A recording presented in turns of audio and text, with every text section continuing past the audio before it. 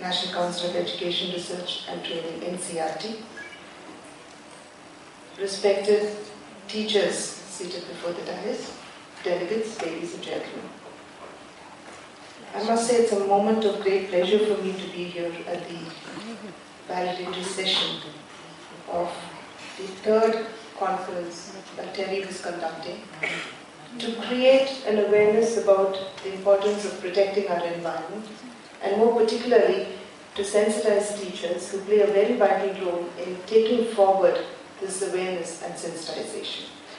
I must commend the work that Teri has been doing in actually bringing teachers from across the country, from the four quarters of the country together, year after year, and trying to put forth and emphasize the importance of why we need to protect our environment and why do teachers in particular need to be sensitized on the issue. There has been so much that is being spoken today about environment, the degradation of environment, the negative impact that the degradation of environment is going to have. And one of the great results that we keep hearing of is the global warming that is happening, which is affecting the lives of very many, more particularly the poor. Yes, we have very often heard our Honorable Prime Minister Dr. Manmohan Singh emphasize that we need development very fast. And we need it fast because we need to bridge the gap between the haves and the have-nots. And saying that, he had also emphasized on what we strongly believe, inclusive development. Is it possible for a country with a population of about 110 crores, 1+ billion population, to bring development fast without adversely impacting our environment is the issue and the question that we need to answer. We have the developed countries actually breathing down our necks, trying to arm twist us, if I may be allowed to say, the big brotherly attitude that they have been displaying in trying to force our country to cut down her carbon emissions, knowing fairly well that India is not the real culprit when it comes to the carbon emissions. We all know for sure that our carbon footprints are much, much lesser than when we compare ourselves to not only the developed countries, but even the developing countries. When we compare ourselves to China, whom we love to compare ourselves with, I think we are far below the carbon footprints that China has. But yet we do see the developed nations trying to breathe down our neck, trying to tell us to curb our carbon emissions. Even as we believe that we need to balance between development and environment protection, which is very important. We know it's a fine balance that we need to have. All along history, we have believed in protecting our environment.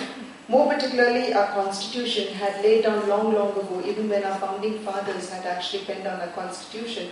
In Article 48A, they had said, and I quote, "Protection and improvement of environment and safeguarding of forest and wildlife, the state shall endeavour to protect and improve the environment and to safeguard the forest and wildlife in our country." This was the vision of our forefathers. Further on in the Constitution, again in Article 51AG, it is said, and I quote, "It is the fundamental duty of every citizen to protect and improve the natural environment, including forests, lakes, rivers, and wildlife," unquote.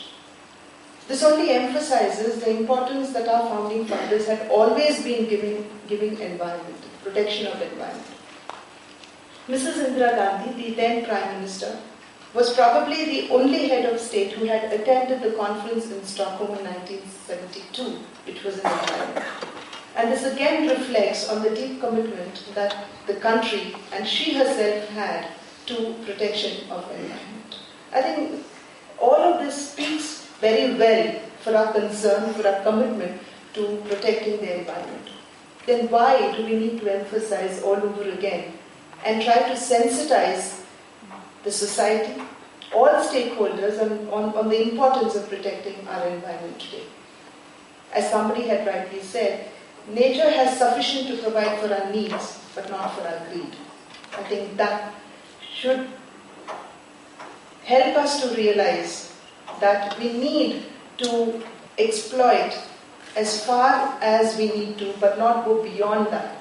I think, rightly as pointed out by Dr. Pachauri, we see people, states, governments, probably exploiting nature more than what actually nature can give us. And I think we need to sensitize all the stakeholders on the importance of not over-exploiting nature, which is very, very important. And I think here we need to also understand that if a seed is planted in the child's mind when he or she is in the impressionable age, they carry along with them all that has been registered in their minds even when they are little and when they are in school. All of us remember so many things that our teachers and our parents have told us when we were little in school, rather than remember something that might have crossed our minds when we were probably a little older. So I think it's very important that we begin there. In 1947, when Dr. Sarvepalli Radhakrishnan, one of the greatest philosophers, statesmen of our country, was actually asked to give us a direction on what our education system should be. Because the education system that was introduced about 150 years ago by the then colonial rulers served a very limited purpose of creating a clerical cadre, an educated clerical cadre to serve their own purposes. Submitting his recommendations to the government, he emphasized that education has no relevance if it does not relate to modernity and if it did not relate to character building in the child by imbibing moral and social values.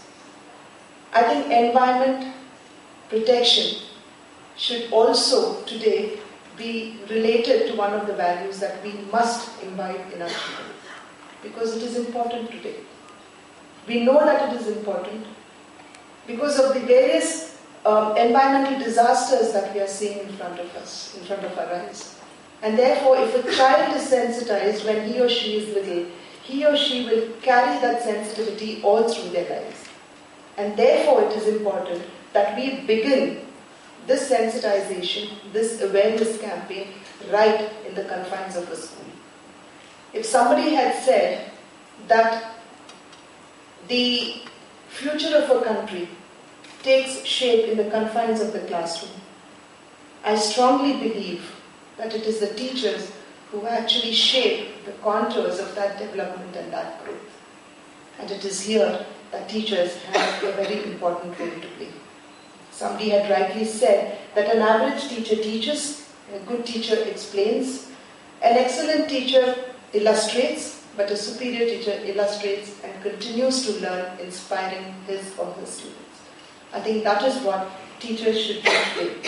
Inspire their wards to understand the importance of environment protection, the importance of respecting environment, and even as he or she teaches the child, learn for himself in terms of the lifelong learning that we talk about, how we actually stand as exemplary examples to our wards that we ourselves are very sensitive to environment protection. And therefore, the teachers of our country have a very important role to play. But even as I say this, I know for sure that what is very important when it comes to environment education, yes, as has rightly been pointed out by Professor Ravindra, we have had Supreme Court judgments in 1991 which said that environment education must be introduced not only at the school level, even at the higher education level, as a separate subject. And it has been reiterated in many other cases after that. We know NCERT lays down the guidelines for environment education, but again, these are mere guidelines to be followed by the states. Even as I was just talking to Dr. Pachauri and Mrs. Ranjana, when they said that they would be able to come forth and help us with environment education, this is what I had to say to them. We from the Government of India, the National Council of Education, Research and Training, lays down the guidelines and the framework within which the curriculum needs to be developed. And ultimately, it's the state governments and the SCRTs which will have to come forward to take that up and convert that into what the teachers teach in the classroom. And therefore, I think this is a journey that not just Teri or not the Government of India alone can do, but we need the state governments everybody in society, all the stakeholders, to join hands and a journey that we will have to take together. And therefore it's important that all of us work together in this mission, in creating that awareness in the children. A lawyer falters, a case is lost. A doctor falters, a life is lost. But if a teacher falters, an entire generation is lost. And we, I do not think, are today ready to lose a generation. When the entire world looks to India as an emerging giant of the 21st century, we need that generation. We don't want to lose that generation. And it is here that we appeal to all the teachers to come forward and help us in carrying this mission forward.